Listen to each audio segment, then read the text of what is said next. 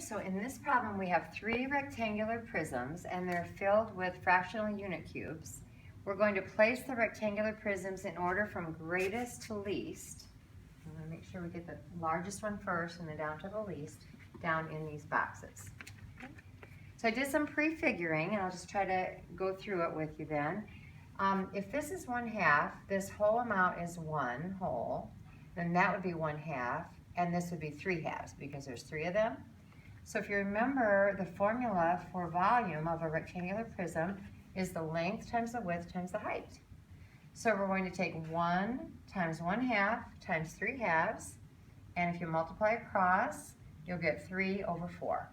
So this actually has a volume of 3/4, which later on I went ahead and changed it to 16ths so that we could compare the 3. Remember how to change 4 times 4 and then 3 times 4. All right, so we do a similar process over here. This is only a 1/4, so there are 3 of them, so this is 3/4. Here are 2 of them, so there's 2/4, which is 1/2. And then there are 6 here, so 6/4, which is 3/2. And once again, we use our volume formula. Take 3/4 times 1/2 times 3/2. So 3 times 3 times 1 is 9, 4 times 2 is 8, times 2 is 16. This rectangular prism has a volume of 9/16. And then again the same process over here, except these are only an 1/8. So there are 8 of them, so that's 1. There are 4 here, so that's 4/8 or 1/2.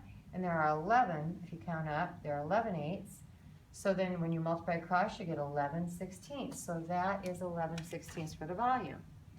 So since they're all in 16ths, I'm just going to choose the largest numerator, which is this one, 12/16. Click and drag to the first spot. The next one would be 11/16, so click and drag right here. And then finally 9/16. And now they're in order from greatest to least.